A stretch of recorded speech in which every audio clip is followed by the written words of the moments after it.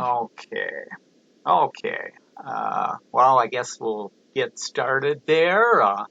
I I can't see the chat, but we'll manage without it there, I guess. Or when we get to the question and answers, I'll maybe have Jim read off some of the questions or that. Uh, Right. So we'll get started. The main topic today is best interesting phone and tablet software by myself, Tom Kreuzer. We'll cover a few club agenda items first. Our future meetings, I've been having a question and answer, online question and answer session once a month, usually the first Tuesday of the month. So I think we'll try again September 1st, and you're welcome to join it. I send out the invitations with the link, and we kind of get some questions and talk about some current topics then. Our next meeting, general meeting, is Wednesday, September 16th. That'll be a web-only meeting, and the main topic will be how to find help or learning, and that'll be by myself. And we'll talk about how to search for how to fix problems, where you can get manuals, tutorials, and help, and just some general troubleshooting tips. We also have the Macintosh SIG, which meets once a month. Their next meeting is Friday, September 25th, and that's a web-only meeting. And if you're interested in those, contact Mike Griffin to get on his mailing list, and then he'll send you the agenda. He usually publishes an agenda a day or so before the meeting. Officers, Jim Holman is our president. Linda Brown is our vice president. Paul Ebert is our membership secretary. Mike Griffin is our treasurer and MaxSig. Chuck Scott is our secretary. Andrew Petrucci is our communication coordinator. And my name's Tom Kreuzer. I'm a director at large. Because we didn't have our picnic this year, we usually hold our annual elections at the picnic. If anyone is interested in running for a position, contact any of the officers and we'll get you on. Otherwise, we're probably going to stay with what we currently have. But if somebody does want to run for a particular office, we can always find a spot for you there. Members old and new, when your membership comes due, you will get an email from Paul Ebert, and there's multiple ways to pay. You can do it online, or you can mail him the money there, since we aren't meeting in person there. Just a reminder, if you're currently using your 3M email, you may consider changing it to use your home email, because some people, when you're on vacation or stuff like that, you're maybe not looking at your work email, so you may want to switch it to use your home email. Suggestions for topics, you can email your ideas or talk to any of the board members. We're always looking for people to volunteer to present. And if you don't want to present, you can write a short article for our monthly eBytes newsletter. Can be as simple as a sentence or two or multiple pages on your experience or what you found interesting or what you had trouble with. Website, I do publish the past meeting slides and handouts out on the site. So if you do miss any or want to revisit one, you can look out there. We usually try and record the meeting, so that's also out there. We have a deals section, our monthly newsletter, and this is the link to the site. The link is also sent in all the different emails that we send out. Just some quick notes. In the last week or so, maybe a week and a half, I received an email that had the title of Notice of Class Action Settlement of Google+. And I first thought it was kind of a scam deal to get you to enter some information. But it turns out that it is true and it's not a scam. Google Plus was Google's attempt at replacing Facebook with a social media application that failed. And what happened there is some lawyers wanted to make some money, and so they started a class action lawsuit against Google for exposing users' Google Plus social information. And out of that lawsuit, they're going to pay compensation to people who had a Google Plus account. And you can submit the claim, and depending on the number of people that submit, you may receive anywhere from $4 to $12. So you're not going to get rich off of it, but if you did have an account, it isn't a scam, and you will get a little compensation there. This I'm pointing out again. MyHeritage has a feature in it. MyHeritage is a genealogy site and software, and they have a really terrific feature in there to colorize old photos or enhance old photos or any photo. And currently, if you have a free account, you can do unlimited photos. Normally, you're limited to convert 10 photos for free, but until September 10th, you can do an unlimited number of photos. This is the same offer they did for the colorized anyway back in April. And I personally did about 500 photos, great results. And this is an example here of my parents. They were married in 1950, a black and white photo there, and it colorized it. It adds new life to the photos, and I think it's great.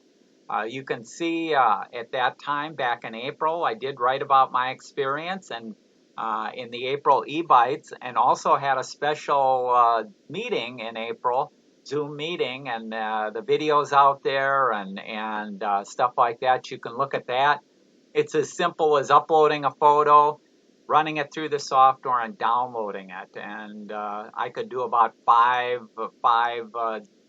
photos a minute, actually. So I could do quite a few and that. But to use it, you do have to have an account, MyHeritage account, and you can have a free one. You don't have to enter in your credit card or anything, and then you'd be able to use both the colorized and the enhanced. And the enhanced, this is some examples that they show of the enhanced, where it takes a blurry photograph and adds definition. And here's an example where they took a old black and white blurry photograph and did both the enhanced and the color, and you can see the results there. So it's well worth your time and effort if you've got some old photos that you'd like to convert there.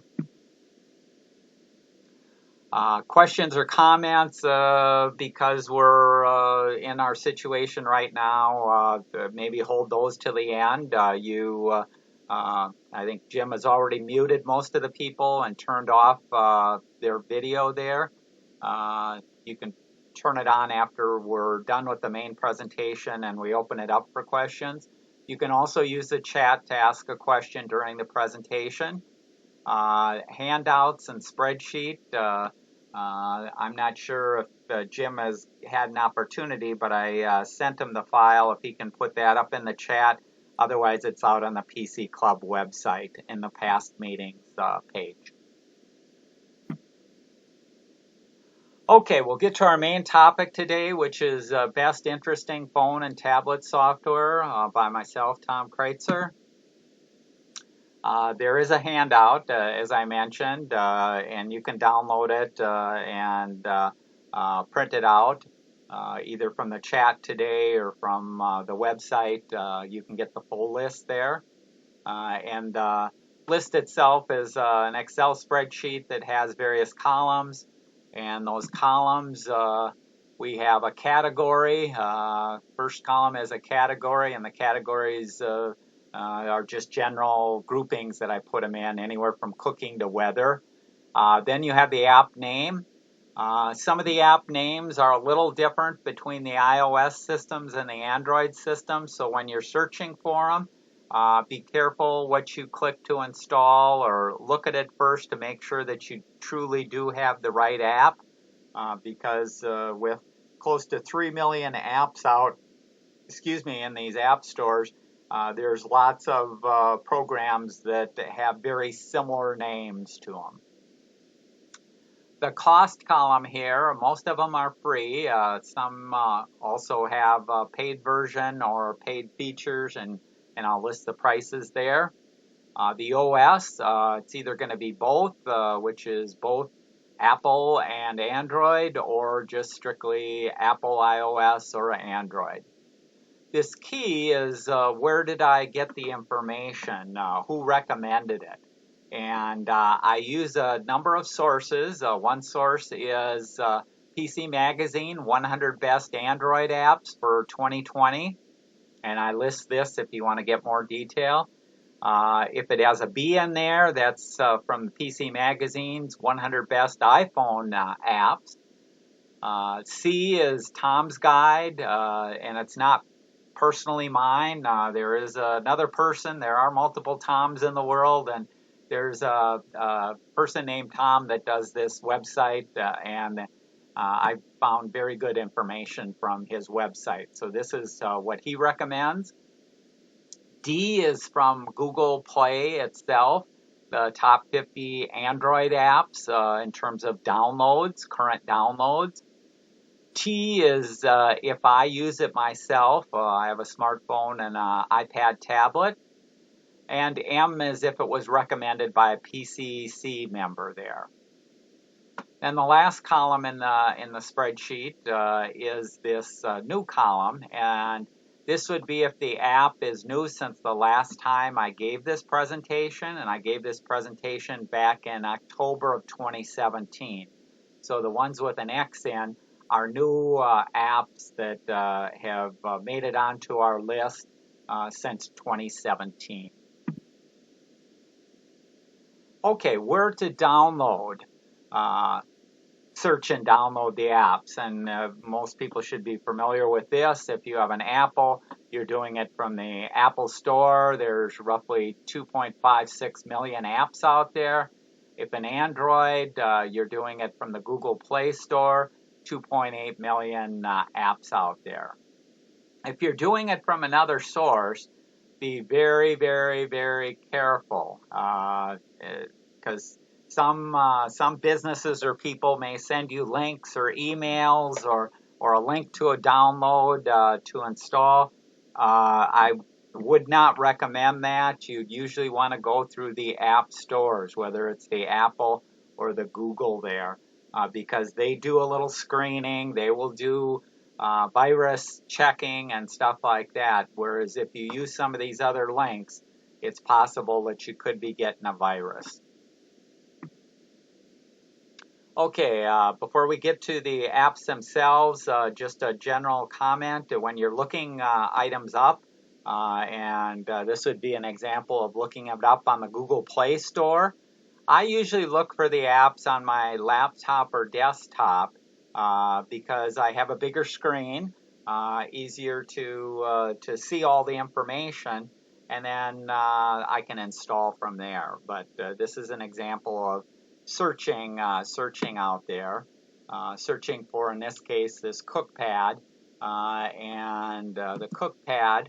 If you find it and you decide that you do want the application, there's an install button. So even though I'm on my desktop or laptop, I can choose which device I own to install it on. So if I have a phone, or if I have a tablet, whatever, I can install it on the appropriate device right from here, even though I'm on my laptop or desktop. Another thing to look at out there is the number of reviews. So you can look at the reviews. In this case, this app had almost 250,000 reviews, and looks like a little over 4 stars, almost 5 stars there. Also, I usually look at this area here, which will show you some screenshots and maybe a video of what the app does or can do there. This is very helpful for me when I'm looking at apps or if it's something that I want. If you scroll down in the Google Play Store, this is where you get detail on the reviews. So this shows The reviews average 4.7, and you can see the distribution of 1 stars, 2 stars, 3, 4, and 5 stars. Also, you can look at some of the comments of the people that reviewed it, and that can be handy if you're looking at, well, why did somebody rate it a 1 star? And if they did rate it a 1 star, chances are there might even be a developer reply or a company reply to that. So it's kind of, you can get a little detail of what the company is doing there. Scrolling down a little more, we get even more information. This is a very important piece of information that I look at, the number of installs. And for this particular app, there's an excess of 10 million installs. So if you go out here and you see an app and that app has only been installed 1,000 times or even 10,000, 20,000 times, that's a sign that it's not very popular. You should have millions of installs, and so be very leery of apps that don't have millions of installs. The other on this line that I look at is when it was last updated. And so this will tell you when the last version came out, in this case, July 22nd of 2020. So if it hasn't been updated in a few years, that's kind of a sign that, well, maybe they aren't doing anything to it. So it may not be the app that you want to use there if they aren't continually updating it and fixing bugs. This is another thing that I usually look at is they're similar. It'll tell you these are some similar apps that you may consider that are like the app that you did the search for. So that can be helpful when you're looking for apps. Okay, the format of this meeting.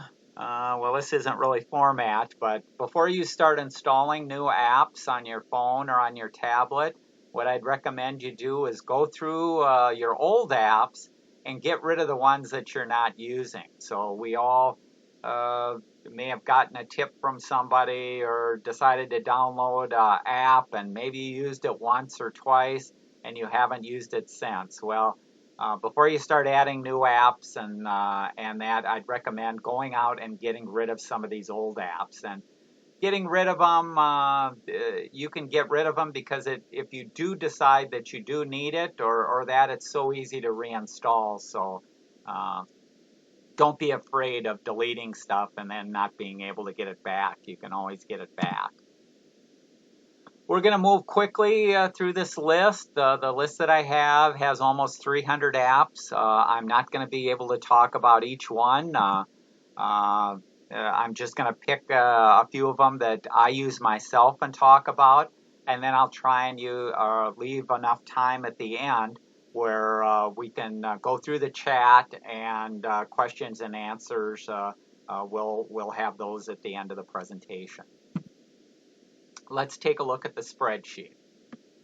So I'm going to pull up the spreadsheet now.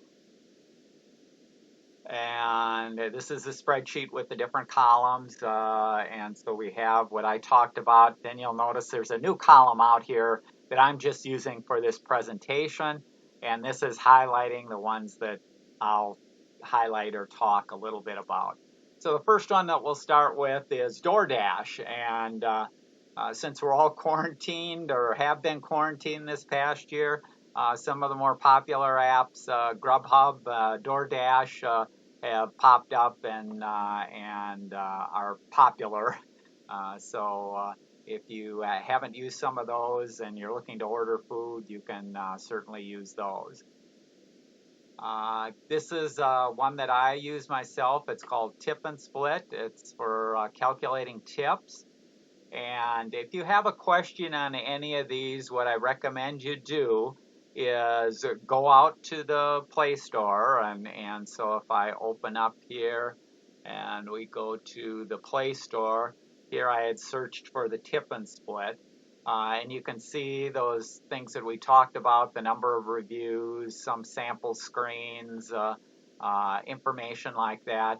But on the Tip and Split, it makes it very easy if you go out to eat, put in the number of people, the amount, and it'll have that.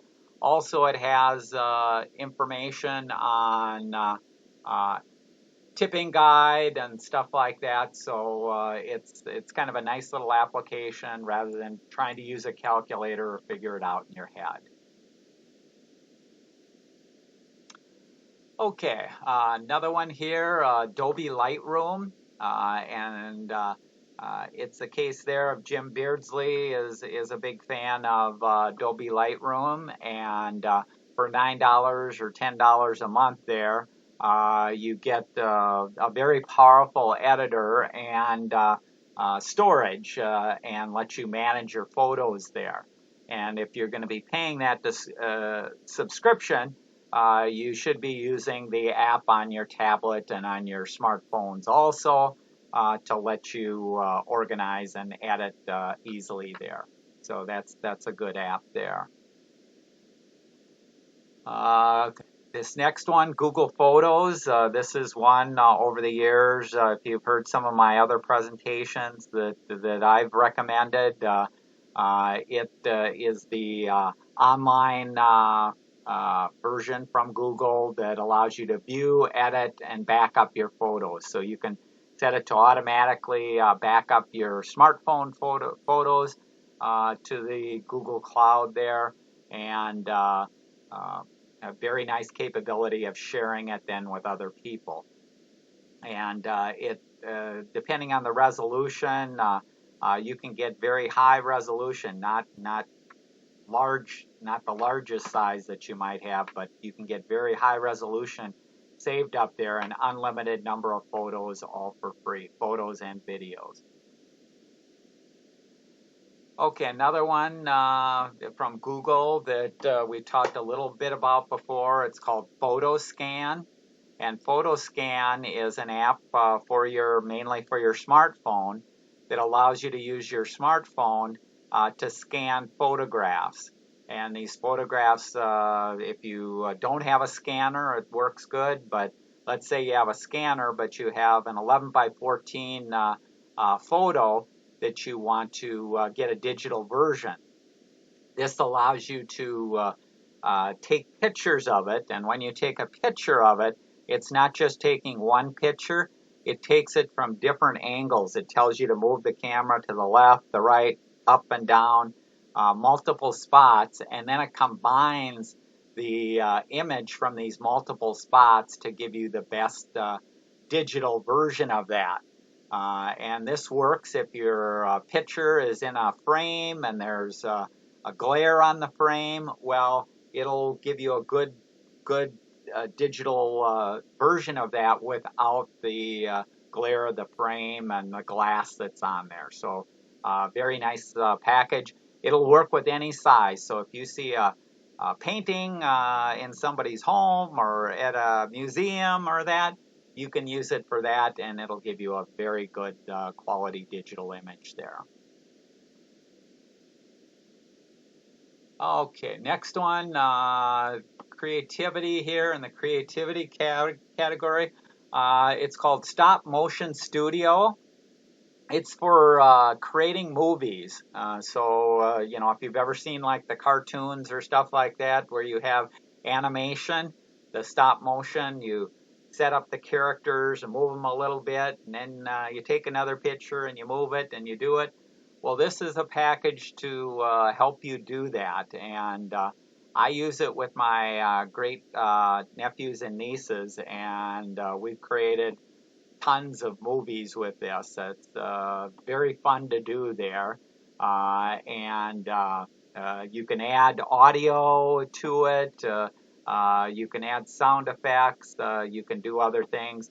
You can buy additional titling to be put in there and some other things. So give it a shot. I use it with my smartphone on a tripod to keep it steady, and then I have a remote Bluetooth button for clicking. So you move let's say you're using Hot Wheels and dolls and figurines and stuff like that. You set them up, you take a picture, then you move it a little bit, take another picture, move it a little bit, take another picture, and it's kind of fun creating these movies there. Okay, the next one to talk about in the education category is Khan Academy. There's a lot of sites out there or apps out there with free classes. Khan is one of the biggest there. And this is handy if you've got kids that are exceeding your capabilities in, let's say, math or stuff like that. You can kind of take a refresher class on algebra or fractions or things like that to help you out. So not only is it for the kids, it's also for everyone can benefit from revisiting some of the classes or taking subjects that you may not have been exposed to before. Another one I'll mention here in the entertainment is AT&T TV. This is a streaming service. It does require a subscription. I use this instead of a Comcast or a Dish type setup. And we've talked about some of this stuff before, but it's nice to have it on the phone or on the tablet. I can set up recordings, DVRs. I can watch things. So it's a real nice app and service there. I started getting into podcasts a little more, and I've gone back and forth between a few different podcast players, and now I am using Google Podcast, and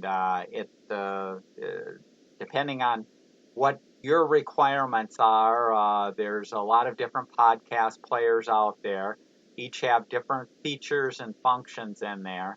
I like to limit my data. I have a limited data plan on my cell phone, and so I like the ability to control downloading and how many versions it downloads and when it deletes them and stuff like that. And I found the Google Podcast to be very nice for what I needed to do.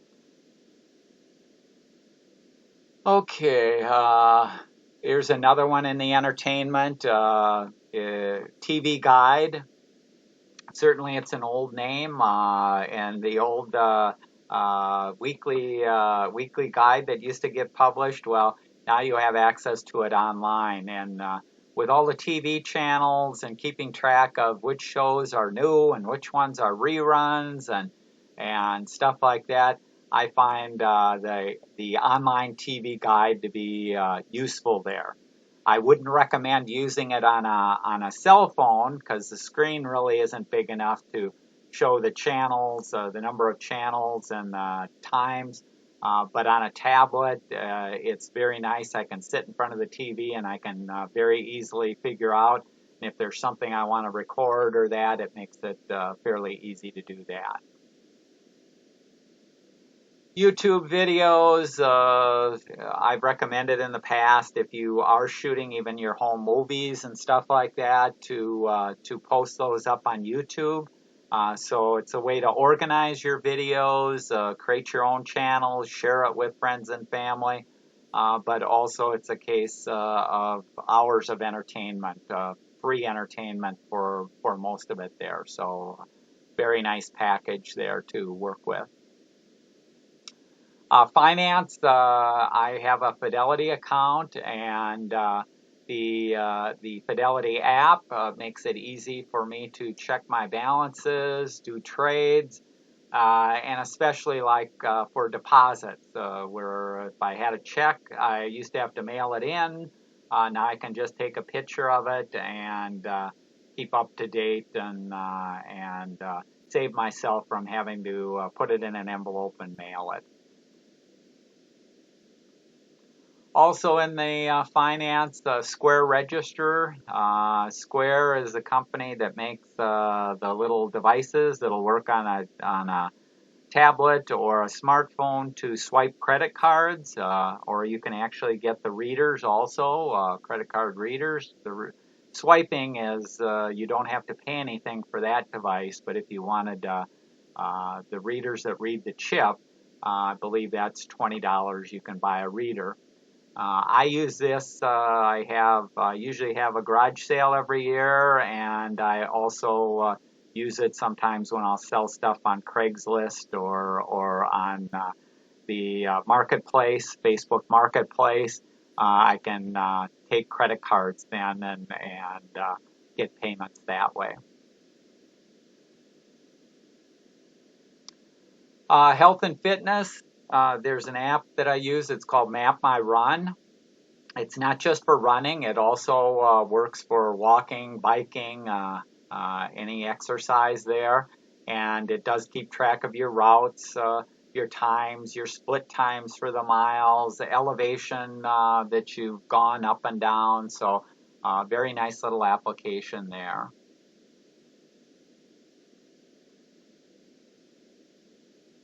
Okay, next one here is under the news, the Pioneer Press e-edition.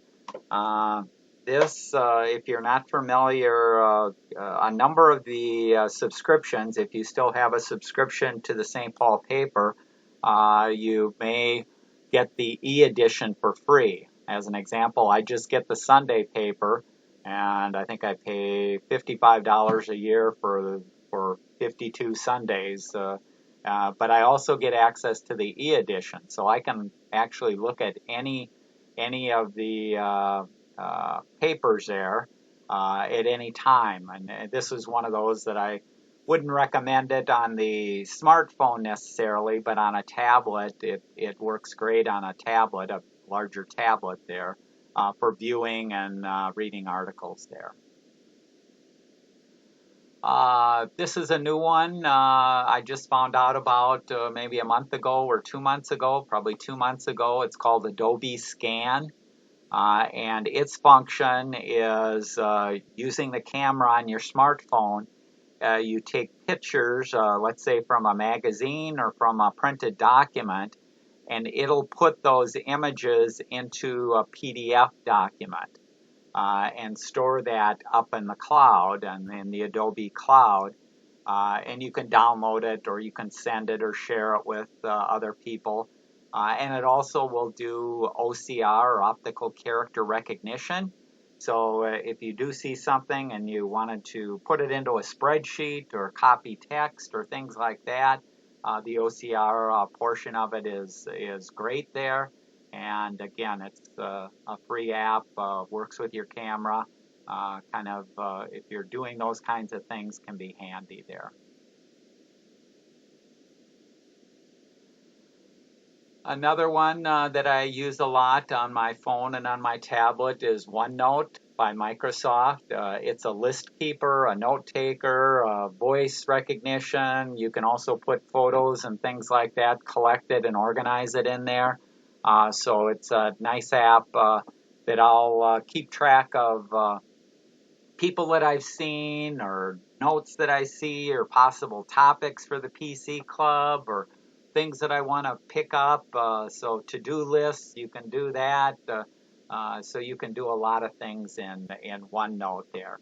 And because it's synced to all of my devices, it lets me view it and update it from any of the devices, and then I'll have that wherever I go on whatever device I use. Okay, another one that I use quite a bit is Amazon Alexa. I have several Alexa devices, an Amazon Show, which is the video in my house also, and along with 3 other Dot, the voice. And this is the app for the phone, and it lets you do a number of additional things. You can start actually programming and stuff like that, doing it. So like I have smart switches in my house and lamps in my house. Well, I can set up some programming in there to go on at dusk and then go off at a certain time. So you can very easily set up stuff within the Alexa app there. This is one of my favorites that I'd usually be using this time of year. It's the Minnesota State Fair app. It has guides, a map, and lets you search for food road and where certain stands are and things like that. I'll just have to wait till next year, I guess, to use it there. Last month we talked about password managers, and I use LastPass. And so this is, I don't have to carry a book. I don't have to have post-it notes. I keep all my passwords in my password manager, and then I can get at it from all the different devices there. This is an app from State Farm. It's called the Drive Safe and Save app, and you put a device in your car, and then the device signals to the app in your smartphone to keep track of when you drive, how far you drive, the routes that you drive, how well you do left turns, how well you do right turns, how well you accelerate, and how well you brake. And it gives you scores, A through F, on all of these different things. And depending on your score, when your insurance premium is due, you'll get a discount. And personally myself, I'm a very good driver, and I don't drive that much, but I do my turns well. I'm an A student on left and right turns and speed, and my premium with State Farm is about half of what it would be if I didn't have the app. So I know a lot of people don't want companies to know as much about them or are kind of afraid. You can try out the app, and if you aren't getting the scores, you can take it off and do nothing. So if you do have State Farm, you're not out anything, but if you are a good driver, you can save some money there. Social networking, most of us probably have Facebook to keep track of things and that. If you're younger or into photos or things like that, Instagram is very popular, and certainly I'd highly recommend that. TikTok, the only reason I kind of mention this is the debate going on where we've got our politicians kind of sticking their nose into areas that they shouldn't be concerned about. If this is the largest concern we have in the country is the Chinese government having access to dance videos or that, we've got too many problems there. So that's my commentary on it. Zoom, I really do love Zoom. The free version does have a limit of 40 minutes, but other than that, the capabilities that it has are great, and the way that it displays and it has its features and functions is great. WAS, so this is similar to if you have Google Maps. This is social media all combined with GPS, so it'll tell you where police traps are and things like that. Utilities, a power mirror. This allows me to connect my smartphone to my PC and see the screen on the PC. So sometimes when I'm helping people or I do a presentation for the club and want to show my screen, I can connect it and see the screen and actually navigate and use things there. This is another utility, Canon Print Services. So by installing this app, I have a Canon Wi-Fi printer in my house. That means from anywhere I can, if I'm reading an email on my smartphone and want to print out a copy, I can print it out on my printer. So just a nice feature there. I don't have to go to a laptop or a desktop that has a connection to my printer. I can print it from any of my devices again. This is kind of new. This is the Microsoft Edge browser. The Edge browser, for those that aren't familiar, is completely different than Microsoft Internet Explorer. It's based off the same code base as Google Chrome, and actually uses less memory, and in a number of benchmarks is faster than Google Chrome. So it's starting to gain a lot of traction and replace Chrome for a number of people. It's available on all Apple devices. So if you have an iPhone or an iPad, you can put it on there, and it'll share your browser, your favorites, and stuff like that across the different platforms too. So very nice package there. This is another one, SMS backup. This is your text messages are not backed up anywhere, and this is a mechanism that'll take your text messages and pictures that you have in your texting and store them up on your Google account. And then if you do lose your phone or your phone gets destroyed, you'd be able to restore it, and so makes it nice. Tile. Tile is the little devices that you can attach to things like a purse or to a briefcase or other objects there to help you find them. And in the last year, my mother is coming down with dementia, and she will hide her purse and some other objects. And even though they're in a small apartment, it's very difficult for us to find the things. Using the tile, though, it's kind of like a game of hide and seek. It'll show you exactly where it is. I can turn on a beep, and so I can find the stuff in a hurry there, and less stressful for all of us. Here's a camera, the Wise camera. We talked before about this. Their cameras start at $19.95. And this is the mobile app to view the cameras live. You can talk to people. You can look at past motion detection and things like that. So nice little app there. Okay, that's the end of the list there. So what I'm going to do is I'm going to stop sharing here, and we'll check the chat and open it up for people there. Well, now I can see chat, so I'm not sure. Oh, there you go. I'll let you get it yourself. Okay, it looks like we've got quite a few there. Join the meeting. Okay, I see Jim did put the handout out there, and so you can download the handout out in the chat, or you can find it at the PC Club website there. Let's see here. Google Photos does video as well. Yeah, Google Photos does video. It doesn't do 4K. I believe it only does 1080p, or for the free storage. If you use 4K and want to upload that, then that'll count against your 15 gigabytes, or you'll have to buy additional storage there. Okay. Can we see your drive safe? And oh, my report card.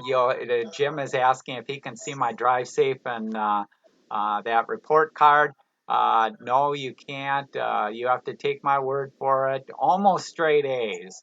I had trouble with left turns for a couple of years ago, and I consciously slowed down when I was doing a left turn because I was going too fast doing left turns. And got my grade up there. So I was very happy when I got my grade up on the left turns there.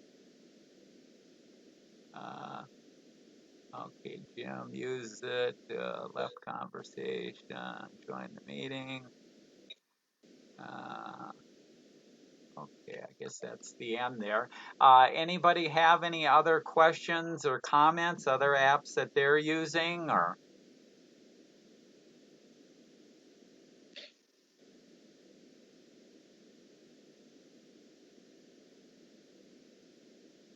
And if you want to talk, I believe you just unmute yourself, and you can join the conversation there.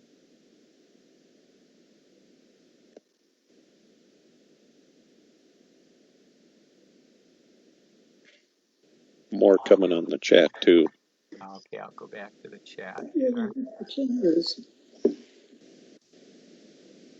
Yeah, Bonnie mentions, I've heard Honey is a good app. Honey is an app which will look for discounts.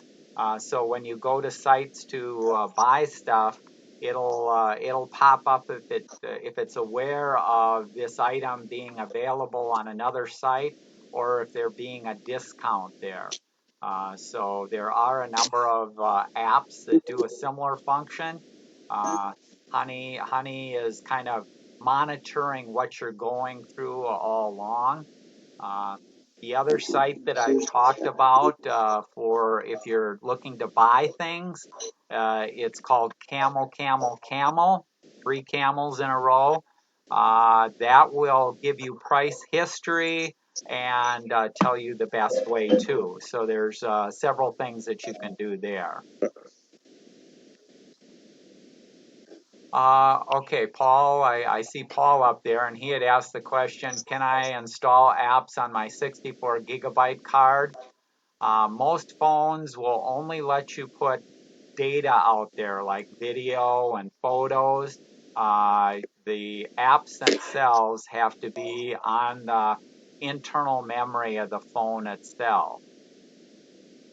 So unfortunately, I haven't seen a phone or an operating system that allowed it to be on another device. And part of that is again, if you allow it to, let's say you did allow apps to be installed on there.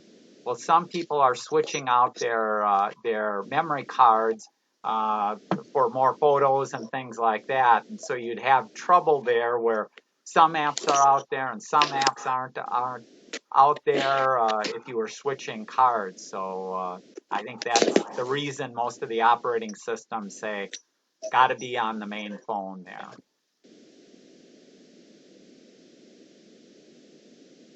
And does that answer your question, Paul? You had your hand up, now it's down again, I see.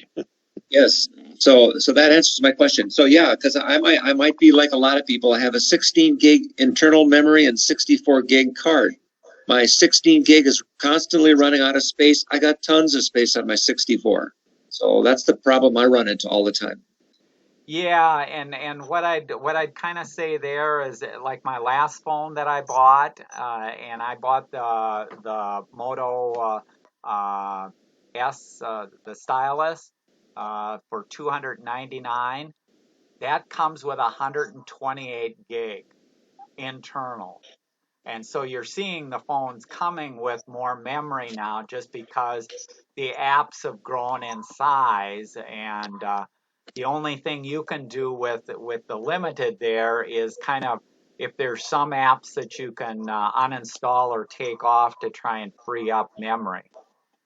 And what some of the companies will say is if like you can use the website instead of the app itself. So if you have a browser, if you can use the website instead of the app, maybe it doesn't have all the features, but you might be able to get by freeing up a little bit of space. Okay. Paula mentions I use the Ring for a front door camera. Yeah, the Ring certainly are very popular. The prices come down there, and that a lot of people use the different. Uh, I mentioned Wise there. Wise this fall is coming out with their outdoor cameras, and they also have locks and things like that. So if you're looking for kind of the lower end, a little less cost there, take a look at Wise for their different smart home devices. They usually do quite a bit, and the Ring is a very nice camera in that, but can get very expensive there because in addition to the cost of the camera itself, Paula mentions that she paid $99, which is a very good price there. You're having to pay monthly service for the ability to check the camera, and there are lots of options. I use my Wise now. That just has 14 seconds of motion for free for 2 weeks. So that works well for what I'm doing, but may not work for other people. And the full recording, I can record it on an SD card and access it that way. Okay, Al mentioned I like Minnesota 511 app for road construction and accident closures, and that can help. You should find though that even the Google Maps should be very up to date with any closures or things like that. So. As long as you have an app that's getting updated and a phone that has a good data plan and things like that, you should be getting literally up to the minute updates on traffic congestions, accidents, things like that. Let's see. Thanks for sharing the State Farm app. Good to know. I'm going to try. Good idea to try the Pioneer Press. So yeah, it's a matter of try out some of these things, and you can usually there's with 2.5 million apps out in the App Store. There's an app to do everything that you can think of, and so anything that you're keeping track of or following or that, certainly give it a try there. Any other questions or comments?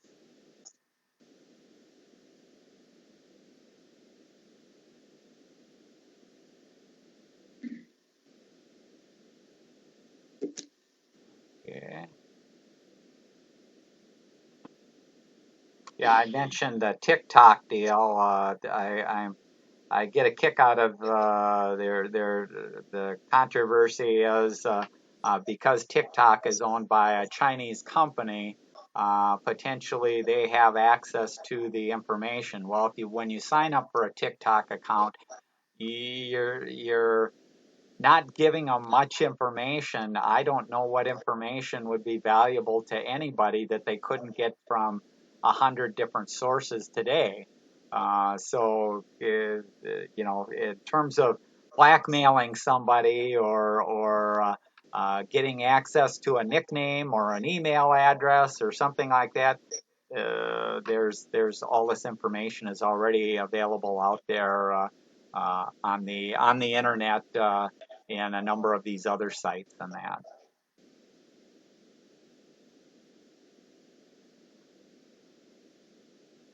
Any other questions or comments there?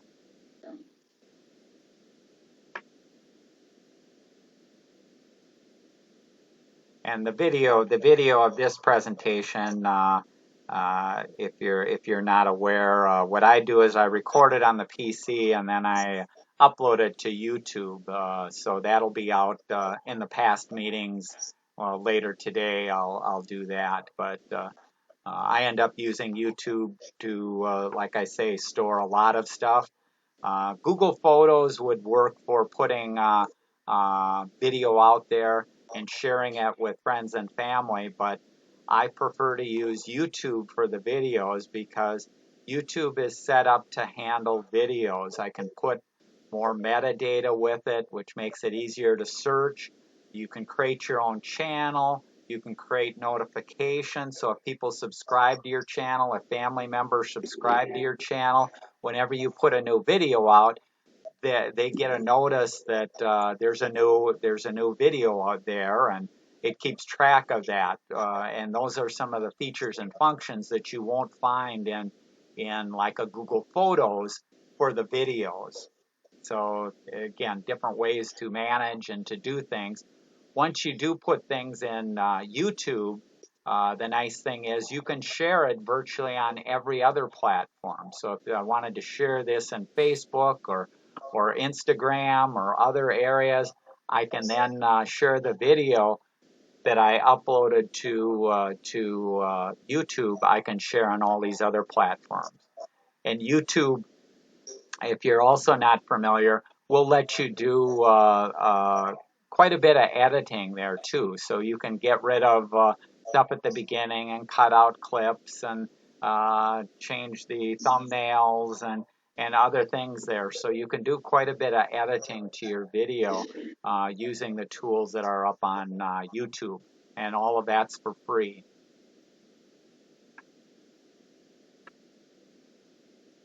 Okay, do you know about the Trickster.com for cards? It's an app or just a direct URL. I don't know about Trickster.com for cards. A lot of the games It, I don't I'm not a big game player of that, so I don't know about that. I use Trickster, and I'm pretty sure that it is. I mean, Bonnie's question is good. It sure acted like an app, but then when you go and look at usage, it all shows up under Chrome. So it's just one that it's a direct URL, and then the way it's using Chrome, you don't realize that you're in a browser is what it appears to be. So I'd have to do a little bit more research, but I think you're right, Bonnie. I think it really is a direct URL. Okay. Yeah, and it is a lot of fun. Okay. Paul asked, do you have any antivirus apps or software on your smartphone? I do not, haven't seen a need for it. Listed on the best apps list there, you will see a couple of antivirus or malware programs. So there are apps out there. As in past presentations on viruses and that, I've mentioned that I don't put any of those on my smartphones or tablets. The reason that I do it is they can provide a little bit of protection, but the downside of having them out there is they will slow down your connection and consume battery life. So as long as you're fairly aware of what you're doing and what you're downloading, you're usually safer on your phone and tablet than you are on your desktop. But desktops can get infected. You could click on a link and download an app, and that app could be monitoring your keystrokes and sending it back. So if you download the wrong app from a link or stuff like that, you can get in trouble there, and that's where an antivirus or that would be helpful. But as I mentioned in the presentation, I don't recommend downloading from anywhere other than the Google Play Store or the Apple Play there. So if you do that, you're pretty safe of not getting a virus there too.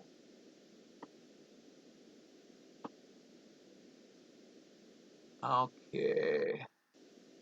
Bonnie asked, do you think it's okay? And that's back in reference to Trickster.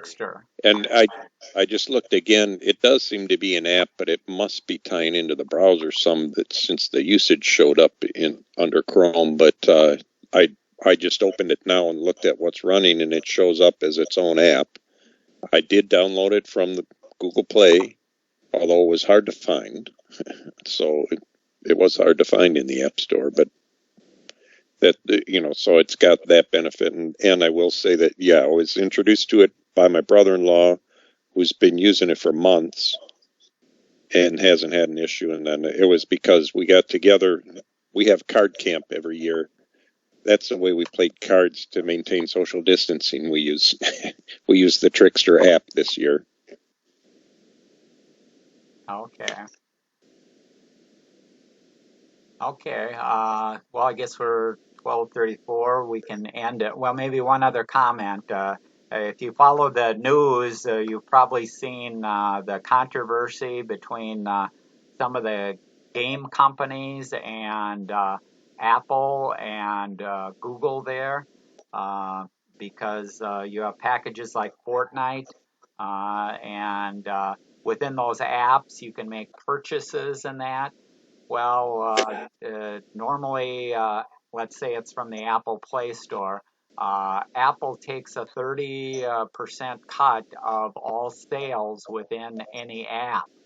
And so Fortnite and some of these other companies were building in mechanisms into their apps to bypass going through the Apple Play. And Apple and Google don't like that. And so you kind of have this controversy of who's going to win out and who controls the space. So it kind of is a little bit of a monopoly there.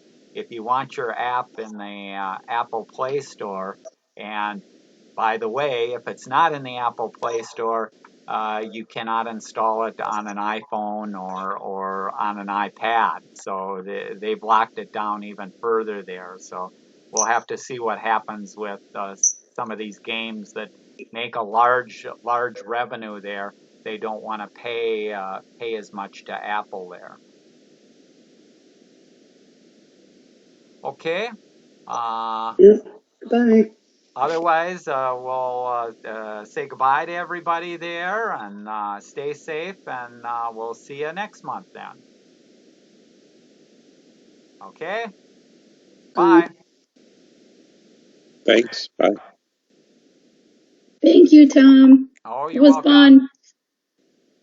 Thanks, Jim, for hosting it.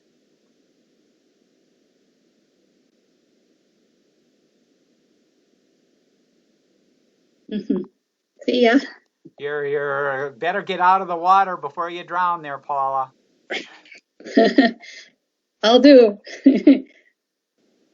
At least I'm not in a tree. Send it Jim's from in the the woods. forest. That's yes. right. Like a monkey. Now I went wandering around. Ooh, no. That's out in California. But, yeah. Nice. I think mine was from the Rocky Mountains.